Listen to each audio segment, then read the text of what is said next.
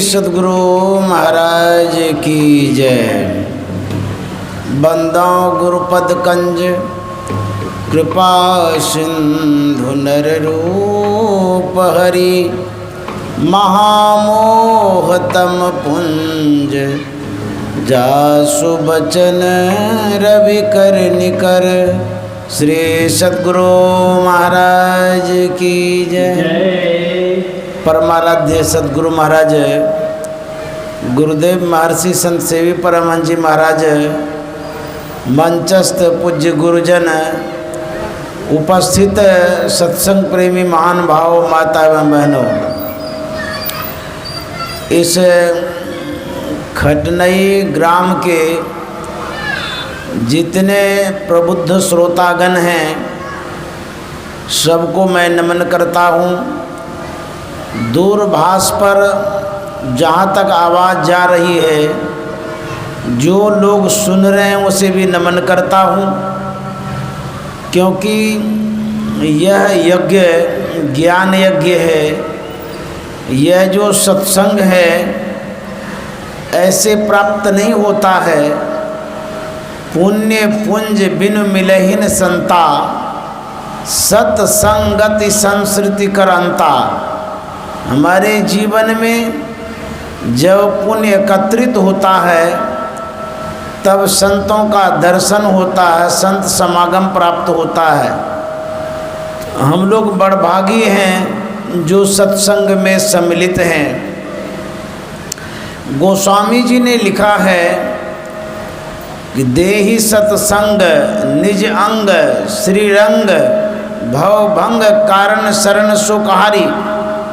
हे भगवान हमको सत्संग दीजिए, क्योंकि यह सत्संग भगवान का निज अंग है।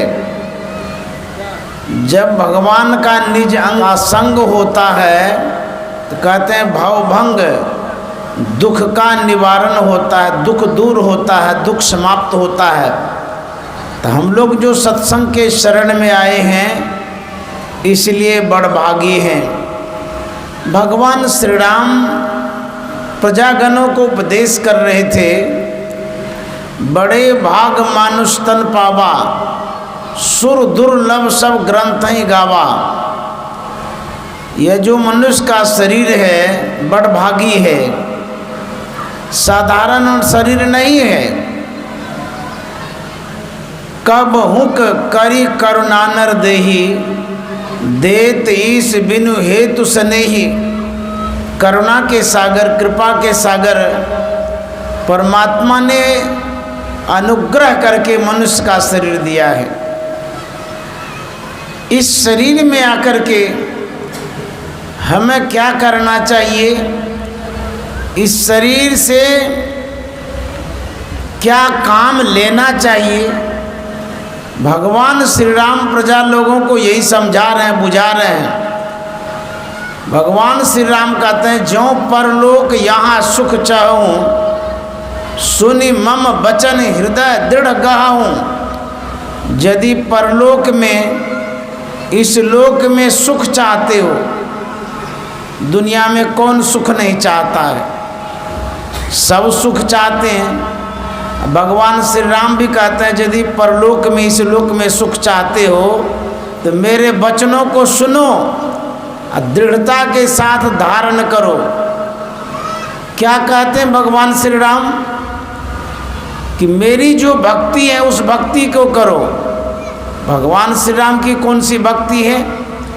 रामचरितमानस में हम नवधा भक्ति को जानते हैं, सुनते हैं। प्रथम भगति संतन कर संगा, दूसरी रति मम कथा प्रसंगा। भगवान श्री राम सबरी माता से कहते हैं कि सबरी, यदि कोई मेरी भक्ति करना चाहता हो, जिस भक्ति से सुख की प्राप्ति होगी वह भक्ति है संतों का संग। गोस्वामी जी ने लिखा जरूर है, लेकिन यहाँ पर तो उनको लिखना चाहिए प्रथम भगति राम कर संगा, प्रथम भगति गणेश कर संगा, प्रथम भगति हनुमान कर संगा। भगवान श्री राम से कहलवाए हैं, इसलिए कि जो विशेष व्यक्ति कहते हैं उसका विशेष प्रभाव पड़ता है। महाजनो येन गतः सपंथा, महाजन अर्थात श्रेष्ठ जन जिस रास्ते पर चलते हैं, छोटे के लिए वह लीक बन जाता, रास्ता बनता है। तो गोस्वामी जी भगवान श्री राम से कहलवा तक आप ही कह दीजिए कि सबसे पहली भक्ति किनकी करनी है। तो भगवान श्री राम कहते हैं कि प्रथम भगति संतन कर संगा, सीधे बोल दिए संत के शरण में जाओ। संत शरण जो परा ताहि का लगा ठिकाना, और कहीं नहीं कुशल सकल बैराट चबाना। जब तक संत के शरण में नहीं जाएंगे तब तक आपका कल्याण नहीं होगा, क्योंकि भगवान श्री राम ही कहते हैं, उन्होंने ये उपदेश दिया है, यदि सुख चाहते हो संत के शरण में जाओ। एक बार दिल्ली आश्रम में गुरुदेव महर्षि संत शिवी जी महाराज ठहरे थे। वहाँ पर राजपुर खुर्द है एक गांव, वहीं पर संत मत सत्संग आश्रम है। कई दिन का प्रवास था।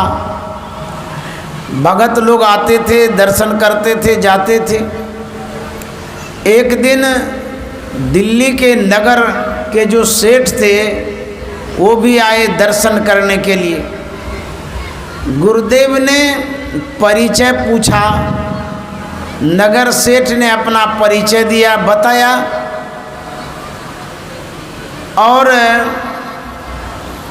गुरुदेव ने पूछा कि कैसे यहाँ आए, क्या समाचार है। तो उन्होंने कहा कि आपके जो अनुयायी हैं उन्होंने बताया कि एक संत आए हैं, चलिए दर्शन प्रसन्न करने के लिए। मैं आपके पास दर्शन करने के लिए आ गया।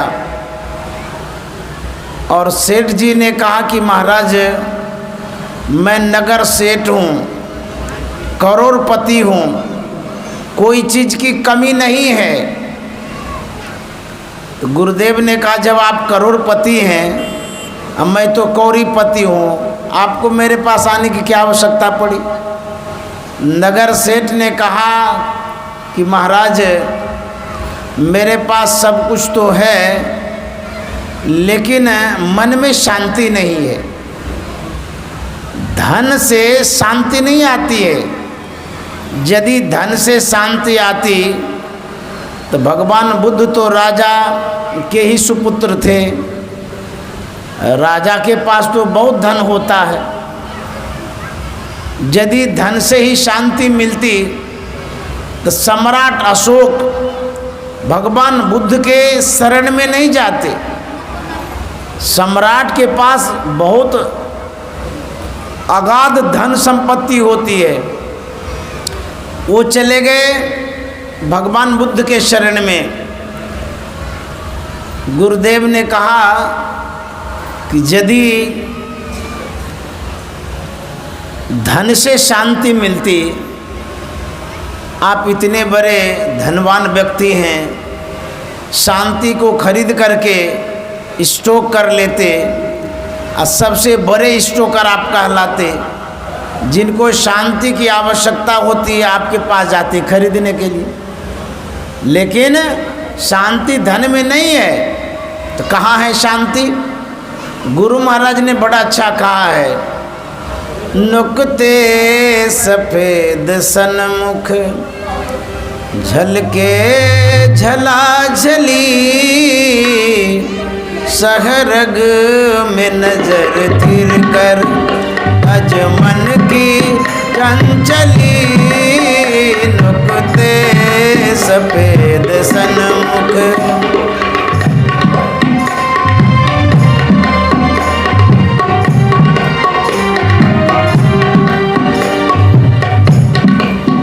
संतों ने कही यही शांति की असली। संतों ने कही यही शांति की असली, शांति को जो चाहता गज और जो नकली, शांति को जो चाहता गज और जो नकली, नुक्ते सफेद सनक।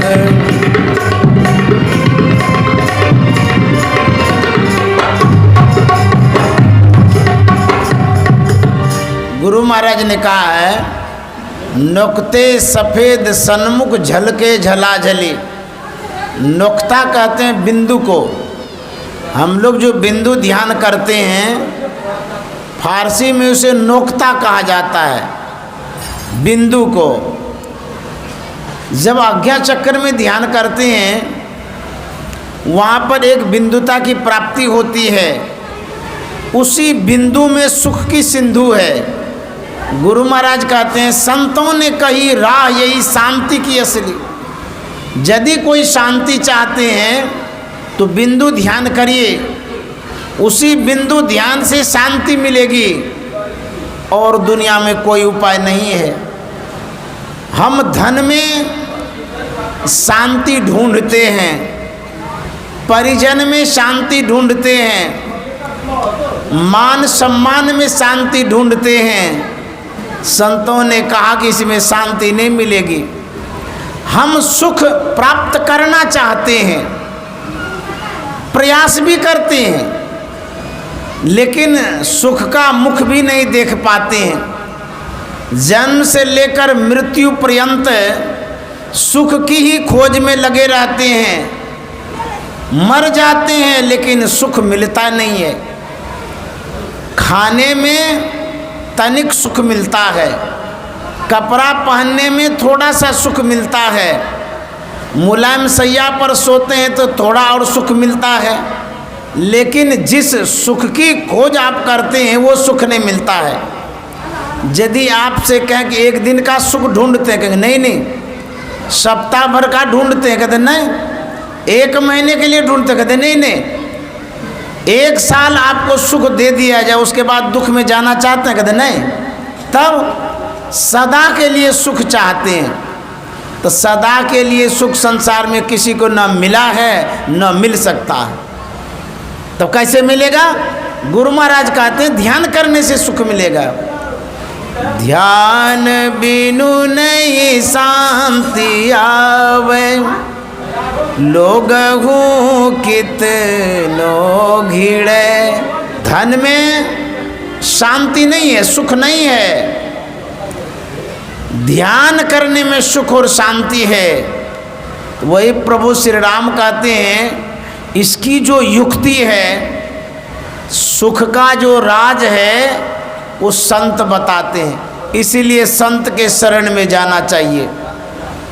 जब तक संत के शरण में नहीं जाएंगे तब तक सुख और शांति नहीं मिलेगी। यह जो समागम हो रहा है, जिसका लाभ हम लोग उठा रहे हैं, इसका श्रेय शशि जी को जाता है।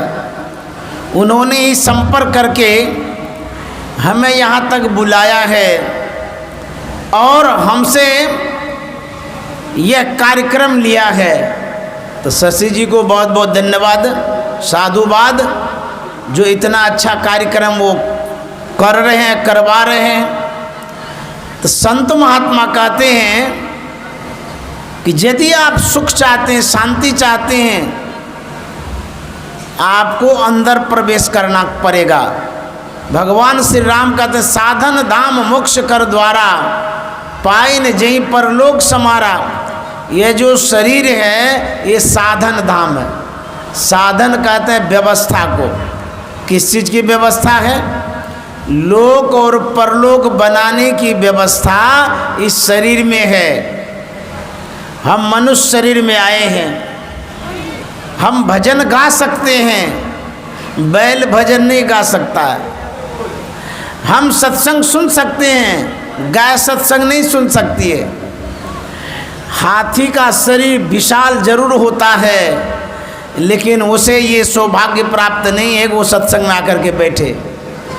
यदि आप जानवर बनना चाहते हैं तो कुछ मत करिए, यदि मानव बनना चाहते हैं तो सत्संग करना पड़ेगा। यह जो संस्कार है सत्संग का, सद्धर्म का, सत्कर्म का, इसी संस्कार से हम लोग मानव शरीर पा सकते हैं। गुरु महाराज ने कहा है यदि आप जीवन पर्यंत सत्संग करते रहेंगे, शरीर छूटने के बाद श्रीमान के यहाँ जन्म होगा। ये सत्संग का प्रभाव है। सत्संग जो नहीं करता है वही 84 लाख योनि में जाता है। 1,84 भरम के पाँव पे अटके आए, अब की पासा ना पड़ी, 1,84 जाए, 84 लाख योनि में जाना पड़ेगा। अभी तो हम लोग मुलायम मुलायम रोटी खाते हैं, हलवा खाते हैं, रसगुल्ला खाते हैं, पूड़ी खाते हैं, ठंडा हो जाता है तो बिगड़ भी जाते हैं। नहीं नहीं, ऐसा भोजन मत कराओ, हम कमा करके आए हैं, आज ठंडी रोटी खिलाती हो। आपके परिवार लोग डर के मारे गरम गरम रोटी आपको जरूर खिला देगा। और यदि सत्संग भजन नहीं करिएगा ऐसे बन जाइएगा, ड्राई फ्रूट्स खाना पड़ेगा, कुट्टी खाना पड़ेगा। उस समय किसको कहिएगा कि मुलायम मुलायम घास दो, बोल भी नहीं सकिएगा, बता भी नहीं सकिएगा। तो सत्संग करेंगे तब जा कर के मनुष्य का शरीर मिलेगा। इसीलिए कबीर साहब ने कहा है दीवाने मन भजने बिना दुख पई हो, दीवाने मन भजने बिना दुख पई हो, दीवाने मन भजने बिना, हाँ भजने बिना दुख पई हो, पई हो, पई हो, भजने बिना दुख पई हो, भजन बिना दुख पई हो, दीवाने मन भजने बिना दुख पई हो, दीवाने मन भजने बिना दुख पई हो।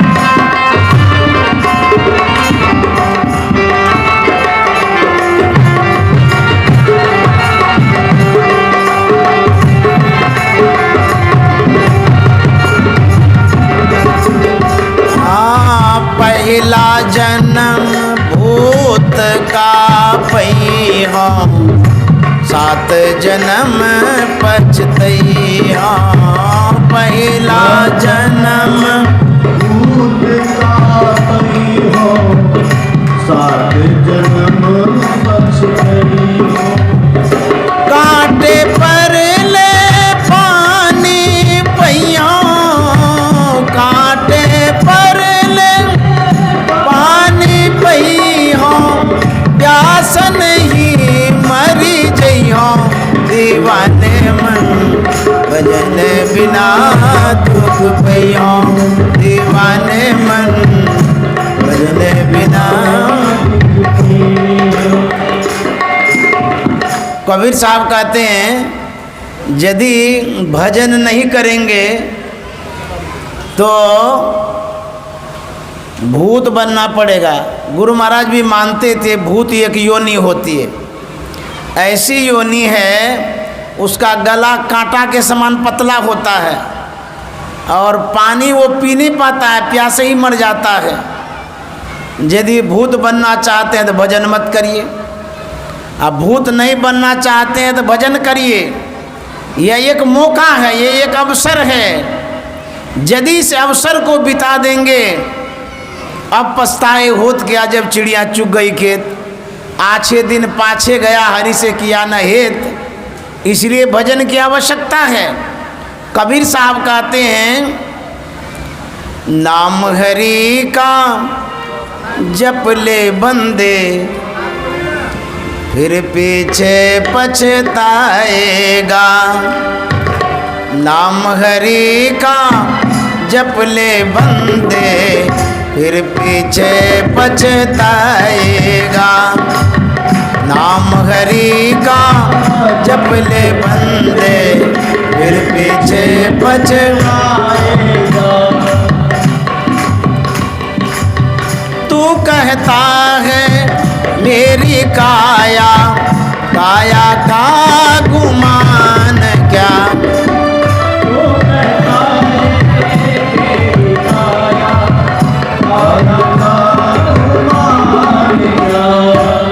चांद सा सुंदर ये तन तेरा मिट्टी में मिल जाएगा।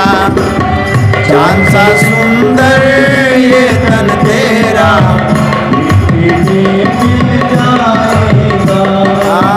नाम हरि का जप ले बंदे फिर पीछे पछताएगा।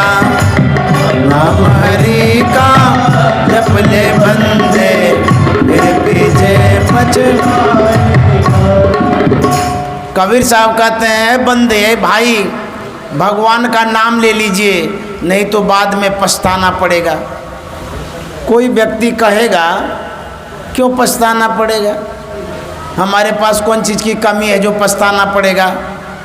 करोड़ों रुपया है, बैंक बैलेंस है, करोड़ों का घर है, एयर कंडीशन वाला घर है, एसी लगा हुआ है, भरा पूरा परिवार है, स्वास्थ्य उत्तम है, कोई चीज़ की कमी तो है नहीं, फिर पछताना क्यों पड़ेगा। पछताना पड़ेगा जब आप उस मुकाम पर पहुंच जाएंगे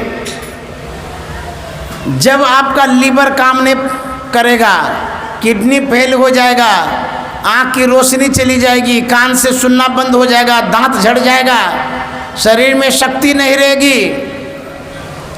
यदि आपके पास ड्राई फ्रूट्स रखा हुआ अलमीरा में, आप खाना भी चाहेंगे तो नहीं खा सकते हैं। डॉक्टर ने कहा कि ड्राई फ्रूट्स मत खाइए, बादाम नहीं खाइए, तब चना का सत्तू पीजिए।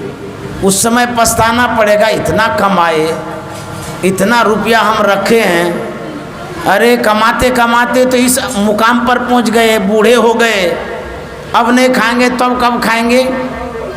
ये क्या हो गया, सब दिन जमा करते रह गए और आज जाने की बारी आ गई।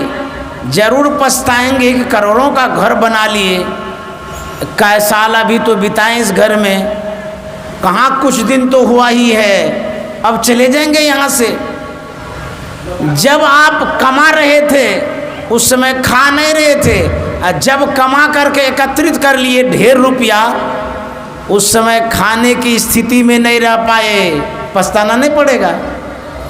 एक आदमी क्या करता है, कमा करके दाल में पानी मिला मिला करके खाता है, जमीन जमा करता है, जमीन खरीदता है।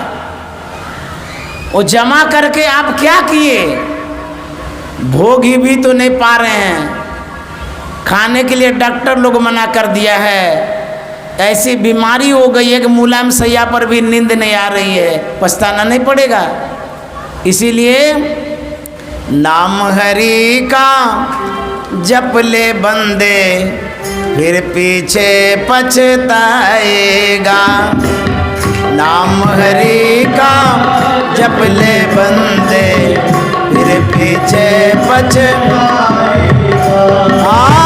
तू कहता है मेरी काया काया का गुमान क्या। तू कहता है मेरी काया काया का गुमान। चांद सा सुंदर ये तन तेरा मिट्टी में मिल जाएगा। चांद सा सुंदर ये तन तेरा मिट्टी में मिल जाएगा। नाम हरि का जप ले बंदे फिर पीछे। कबीर साहब कहते हैं ये जो सुंदर शरीर है जिस पर गौरवान्वित होते हैं, बड़ा गुमान है कि हम गोरे हैं, सबल हैं, पहलवान हैं। कहते यह भी तो शरीर एक दिन मिट्टी में मिल जाएगा। रावण कितना शक्तिशाली था, चले दशानन कापे धरणी, इतना बलवान था कि धरती कपती थी, लेकिन वो आज यहाँ हैं, वो भी चले गए संसार से।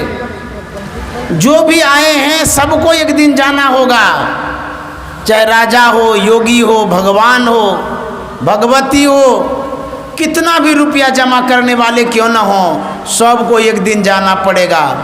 इसीलिए संत महात्मा कहते हैं जब जाना ही पड़ेगा तो फिर क्या करना चाहिए? जिसको छोड़ना है उसको छोड़ ही दीजिए, और जिसमें मन को जोड़ना है उससे जुट जाइए। तो संत महात्मा का तो सुकृत कर ले, नाम सुमर ले, हो जाने कल की, जगत में खबर नहीं पल की।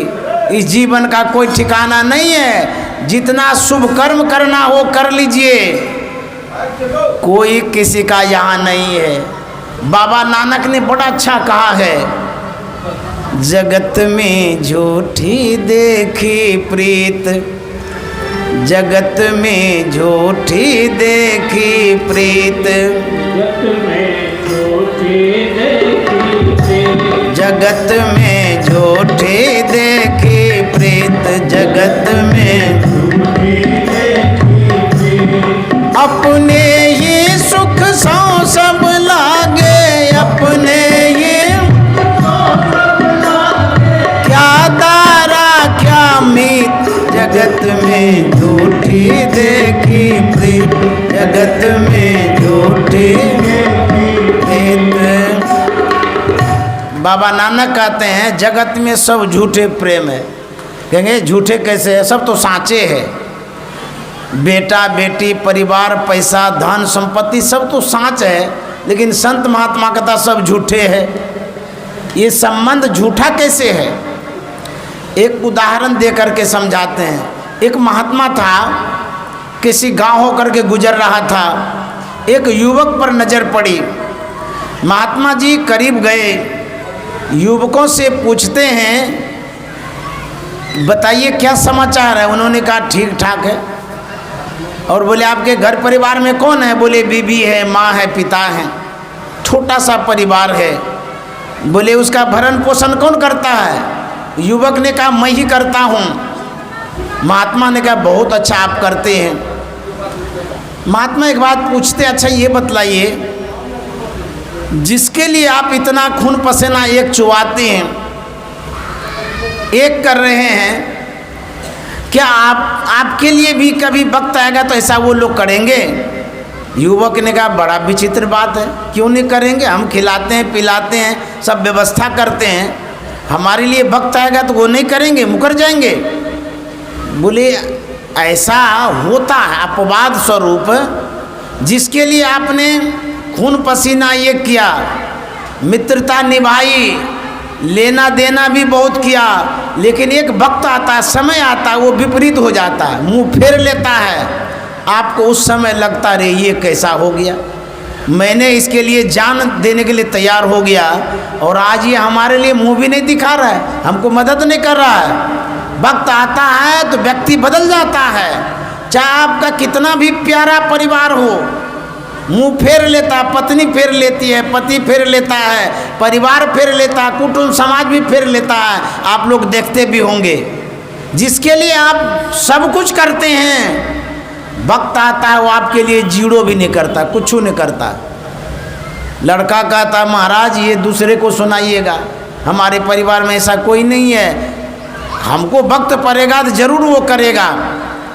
तो महात्मा ने कहा कि एक बात मेरी मानोगे? बोले क्या? एक बार परीक्षा ले लो, तुमको समय पर वो सहयोग करता है कि नहीं करता है? तो बोले परीक्षा में क्या करना पड़ेगा? बोले कुछ नहीं, मैं एक युक्ति बता दूंगा, उसी के अनुसार करना, अब परीक्षा हो जाएगी तुम्हारा अपना कौन है। बोले बता दीजिए। महात्मा जी ने प्राणायाम की क्रिया बतला दिया। बोले इसको करो, एक दिन प्राणस्पंद बंद हो जाएगा, उसी दिन सारी परीक्षाएं हो जाएगी। लड़का सीख लिया चला गया घर, करने लगा। एक दिन की बात है, दोपहर के समय उनकी धर्मपत्नी भोजन बना रही थी और वो भी चौके में ही ध्यान कर रहा था। ध्यान करते करते प्राणस्पंद बंद हो गया। जब चेतना सिमट जाती है, शरीर जड़वत हो जाता है, वह लुढ़क गया, गिर गया। पत्नी ने देखा, जब स्पर्श किया, छुआ तो देखता है तो मर गया। उनके मन में हुआ ये तो मर ही गया, कब लाशें उठेगी नहीं उठेगी पता नहीं, भोजन तो बनिए गया है, पहले खा ही लेते हैं। अब देखिए, कोई कोई ऐसा होता होगा, सब नहीं होते हैं वो पहले भोजन कर लेती है, भरपेट कर लिया, बर्तन बासन सहेज के रख दिया, उसके बाद रोना धोना शुरू कर दिया। आसपास के लोग आए, उनके माँ बाप भी आ गए, बोले क्या हो गया? वो महिला कहती है हमको पता नहीं क्या हो गया, ये तो मर गया। उनकी माँ भी रोने लगी, पिता भी रोने लगे, सब रोने लगे। महात्मा को पता चल गया कि आज घटना घटी है। महात्मा भी आ गए, देखते हैं भीड़ लगी हुई है, उस भीड़ को चीर करके वो भीतर जाता है। महात्मा ने देखा कि लड़का पड़ा हुआ है। महात्मा पूछते हैं कि क्या हो गया? उनकी माँ, उनकी पत्नी, सब के सब कहने लगे पता नहीं क्या हो गया, ये तो मर गया अचानक, हम लोग को कुछ भी पता नहीं है, यही एक सहारा था, यही खिलाता पिलाता था, हमारा सहारा छीना चला गया। जार बेजार रो रहे हैं वो लोग। महात्मा ने कहा आप लोग रोइए मत, हम इसको जिंदा कर देंगे। सब पैर पकड़ लिया महात्मा का, बोले आप भगवान हैं, परमात्मा हैं, परोपकारी हैं, जिला दीजिए, आपका नाम लेंगे सब दिन। महात्मा ने कहा पैर छोड़ दो, जिला तो देंगे ही। बोले नहीं, पैर नहीं छोड़ेंगे, जब तक नहीं जिलाइएगा पैर छोड़वे नहीं करेंगे। बोले बड़ा विचित्र बात है, पैर छोड़ने कह रहे हैं, छोड़ ही नहीं रहे। महात्मा जी के पास कमंडल था, उसमें जल भरा हुआ था, कोवे में लिया, सबके सामने उसमें फूंक दिया, अभिमंत्रित कर दिया पानी को। और महात्मा कहते हैं ये जो जल है, ये लड़का का जो निजी परिवार है, कोई एक आदमी पी लीजिए, लड़का जिंदा हो जाएगा। सुनते ही सब कहने लगा हमको दीजिए, हमको दीजिए, हमको दीजिए। बोले सुनो तो सही, अरे जो पी लेगा वो तो मर जाएगा, लड़का जिंदा हो जाएगा। सब पैर छोड़ के पीछे घसक गया, रोना धोना भी बंद हो गया। बोले ये कौन लफड़ा लगा दिया महात्मा, जब पी लेंगे मर जाएंगे, वो जिंदा हो जाएगा, तो कोई नहीं मरना चाहता है। सब पीछे घसक गया। महात्मा ने उसके माँ से कहा आप पी लीजिए। बोले ना बाबा हम नहीं पिएंगे, हम नहीं मरना चाहते हैं। उसके पिता से कहा कि आप तो बूढ़े हो गए, आप पी लीजिए। बोले नहीं बाबा हम नहीं मरेंगे। उसके धर्म पत्नी से कहा कि आप पी लीजिए, आपके पति जीवित हो जाएंगे। बोलता हम नहीं मरेंगे। सब लीला वो लड़का जान रहा है, कोई तैयार नहीं हुआ। अच्छा रोना भी बंद कर दिया, अब मुँह ममता नहीं है बेटा का, पति का, पत्नी का, कुछ भी नहीं। सब रोना धोना बंद हो गया, सब पीछे घसक गया। महात्मा ने कहा अच्छा ठीक है, आप लोग यदि नहीं पीते हैं तो हम भी पी लेते हैं। फिर पैर पकड़ लिया। बोले महाराज आप तो परोपकारी हैं, पुण्यात्मा हैं, आपका अवतार इसीलिए हुआ है। अरे आप पी लेंगे तो आपके आगे नाथ न पीछे पगा है, कौन भी बच्चा है जो रोएगा, आप पी करके ये उपकार कर दीजिए। महात्मा ने पिया। उसके बाद लड़का से कहा बाबू अब उठो। वो उठ गया। बोला अब बताओ तुम्हारा अपना कौन है जिसे तुमने खिलाया पिलाया, सब दिन सब कुछ किया, तुम्हारे वक्त पर कहाँ ये सहयोग किया? लड़का कहता ना बाबा सब सपना है, आप ही अपना है। यह धन धाम कुटुंब कबीला सब स्वार्थ के चेहरे, यह धन धाम सब स्वार्थ के चेहरे, अपने अपने सुख के साथी, अपने अपने सुख के साथी, हिरण को सुख तेरे, जाग जाग मन मेरे, क्या सोवत जाग जाग मन मेरे, क्या सोवत गफलत के मारे, जाग जाग महाराज कहते हैं, अरे मन तुम क्यों सोए हुए हो? जिसको तुम अपना समझ रहे हो सब सपना है, कोई साथ नहीं देगा। जब तक सांस है तब तक आस है, और जैसे ही सांस निकल गई सब फूस फास है। सूरदास जी महाराज कहते हैं कि जा दिन मन पंछी उड़ जई है, तो क्या होगा? ता दिन तेरे तन तरवर के सबे पात झड़ जई है। जैसे गाछ को काटने के बाद पतझड़ हो जाता है, उसी तरह से शरीर जब छूट जाएगा, सांस निकल जाएगी, कोई नहीं पूछेगा। और सूरदास जी महाराज कहते हैं, घर के कहत सवेरे कारो, क्यों? भूत हो ये घर कहीं। देखिए, आप ही परिवार थे, मित्र थे, दोस्त थे, संबंधी थे, पत्नी थे, पति थे, आप ही के लिए कहा था ये भूत हो जाएगा, जल्दी हटाओ। ये भूते के साथ संबंध किए थे, भूते को अपना बना के रखे थे। जब भूते था तो पहले छोड़ क्यों नहीं दिए? सूरदास जी महाराज कहते हैं, भूत हो ये घर खइए, जा दिन मन पंछी उड़ जाए। कोई रिलेशन संबंध नहीं रहेगा आपसे, कहेगा जल्दी यहाँ से हटाओ।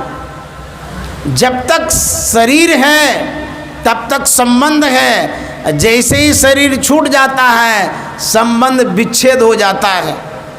इसलिए संत महात्मा कहते हैं, इसी सांस में, इसी शरीर में भगवत भजन कर लीजिए। गुरु महाराज ने बड़ा अच्छा कहा है, छन छन पल पल समय सिरावे, नर तन दुर्लभ फिर नहीं पावे। छन छन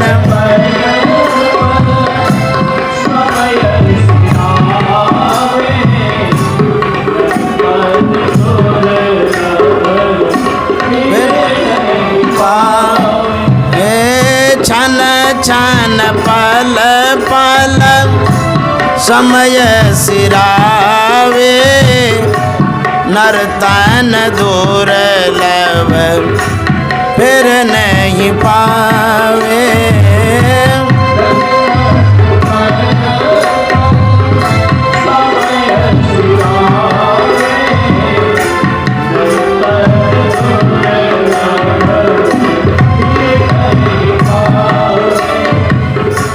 धन जन परिजन सहित अपन तन, धन जन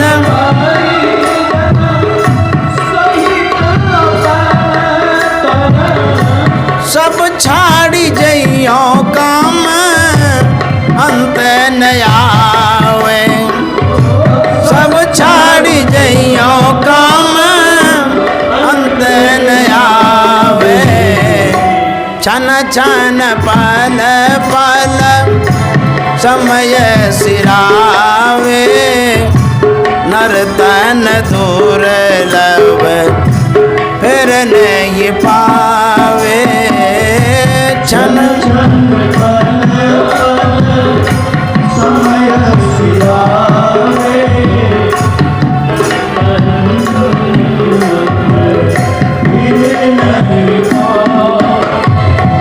दुर्लभ मनुष्य तन करिए गुरु भजन। दुर्लभ मनुष्य तन करिए गुरु भजन, बिना रे भजन व्यर्थ जन्म न सावे। बिना रे भजन व्यर्थ जन्म न सावे। छन छन पल पल समय सिरावे, नर तन दुर्लभ फिर नहीं पावे। छन छन पल पल समय सिरावे,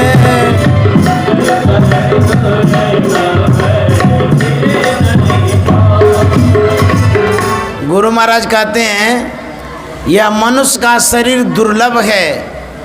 इस दुर्लभ शरीर से दुर्लभ काम क्या करना चाहिए? कहते हैं दुर्लभ काम है गुरु का भजन। यदि मनुष्य शरीर पाकर के गुरु का भजन नहीं करेंगे तो 84 लाख योनि में चले जाएंगे। इसलिए इस शरीर से दुर्लभ काम गुरु का भजन कर लेना चाहिए। ब्रह्मानंद स्वामी ने बड़ा अच्छा कहा है, जिंदगी सुधार बंदे यही तेरो काम है, जिंदगी सुधार बंदे यही तेरो काम है, जिंदगी सुधार बंदे यही तेरो काम है, जिंदगी सुधार बंदे यही तेरो काम है, जिंदगी सुधार बंदे।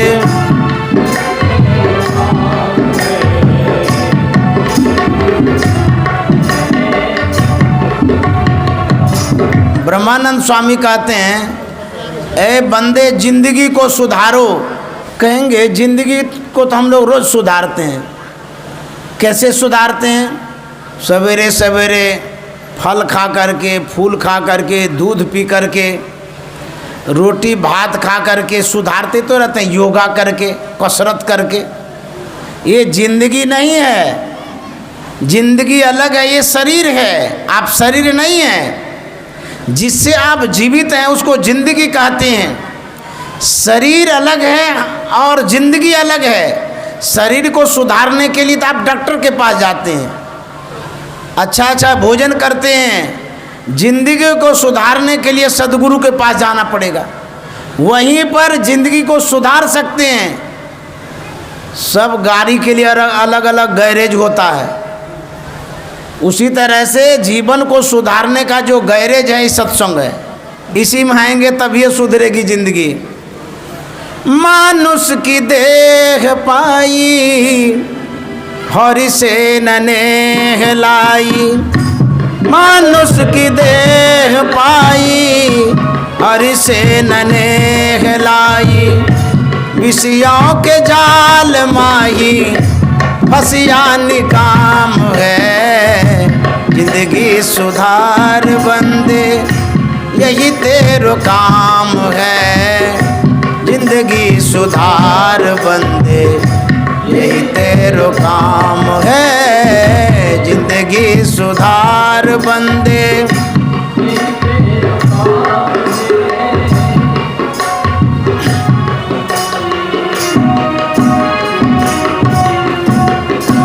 अंजलि को नीर जैसे जावत शरीर तैसे,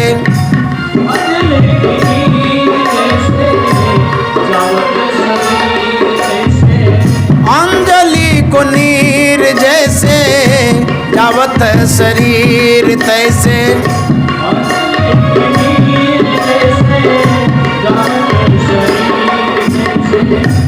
धर्याव धीर कैसे बितत तमाम है, जिंदगी सुधार बंदे यही तेरो काम है, जिंदगी सुधार।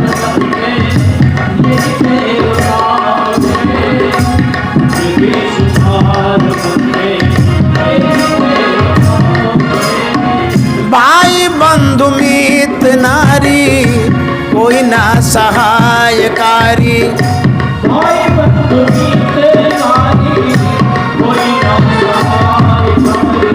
भाई बंधु मित नारी कोई ना सहायकारी, भाई बंधु मित नारी,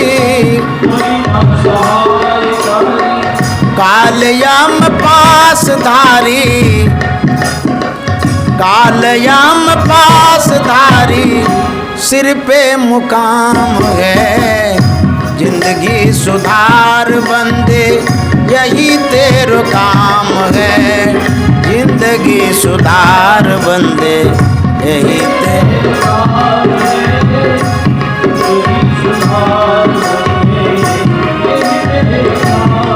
अब करना क्या है? अंतिम में ब्रह्मानंद स्वामी कहते हैं क्या करना है, सार बात है, इसको गांठ बांध लीजिएगा। गुरु के शरण जाओ, प्रभु का स्वरूप ध्याओ। गुरु के शरण जाओ, प्रभु का स्वरूप ध्याओ। ब्रह्मानंद मोक्ष पाओ, सब सुख धाम है। जिंदगी सुधार बंदे, यही तेरो काम है। जिंदगी सुधार बंदे, यही तेरो काम है। जिंदगी सुधार बंदे।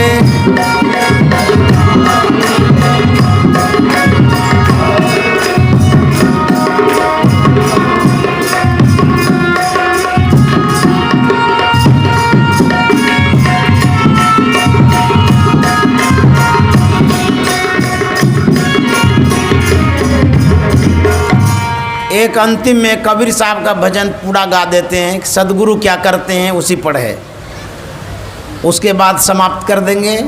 आप अपने घर, हम अपने घर।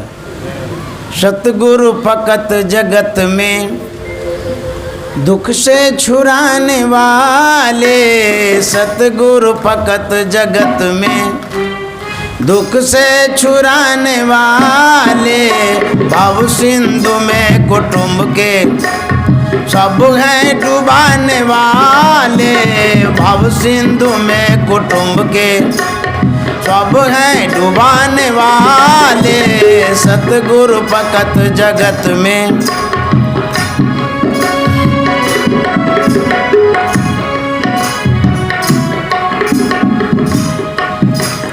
माता पिता तुम्हारे तिरियाओ सुत बिचारे। माता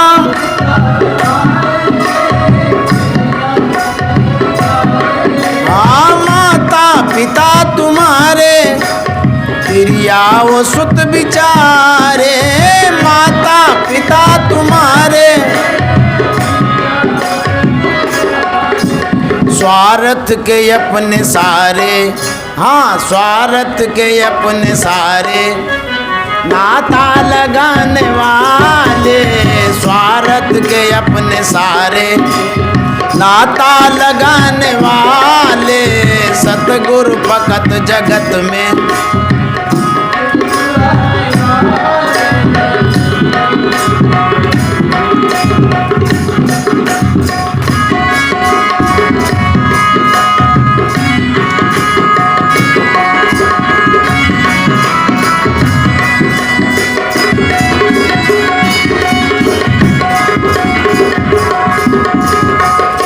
अब तो सगे घनेरे कहता है जिनको मेरे।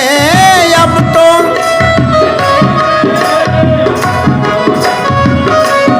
हाँ, अब तो सगे घनेरे कहता है जिनको मेरे। अब तो सगे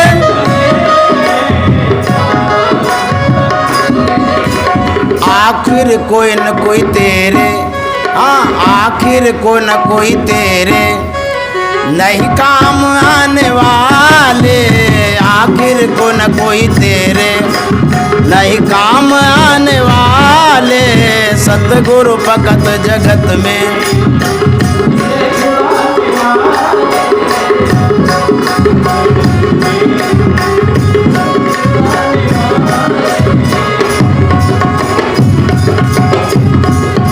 यम के पड़ेगा पाले, उसके जकर के ताने। यम के पड़ेगा पाले, हाँ, यम के पड़ेगा पाले। पाले यम के पड़ेगा पाले, उसके जकर के ताने। यम के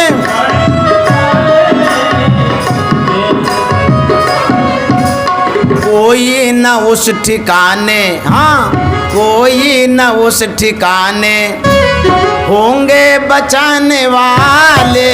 कोई न उस ठिकाने होंगे बचाने वाले सतगुरु फकत जगत में।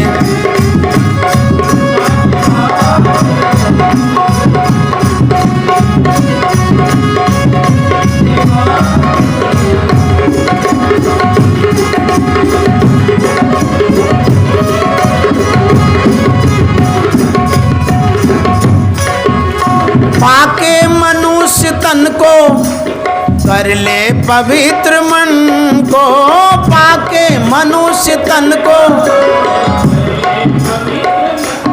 ओ पाके मनुष्य तन को कर ले पवित्र मन को, पाके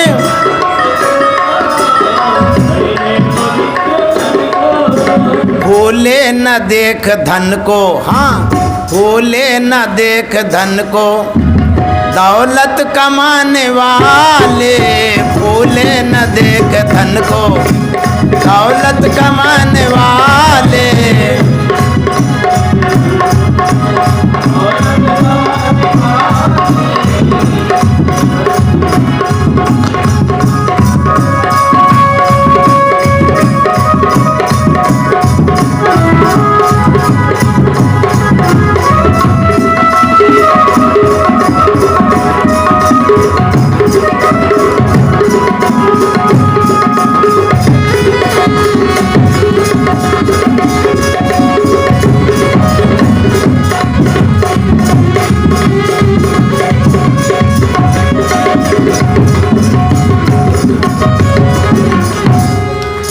सुन ले ये बात निकी निकी, सुन ले ये बात निकी, प्यारे कबीर जी की।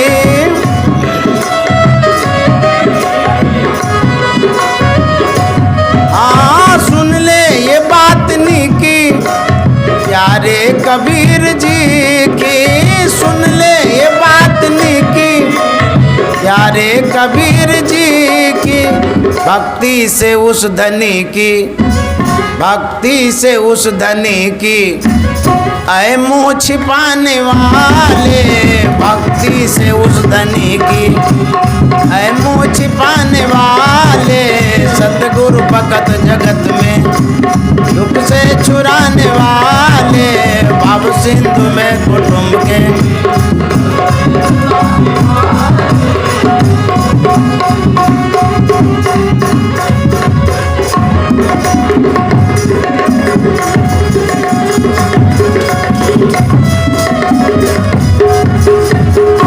श्री सद्गुरु महाराज की जय।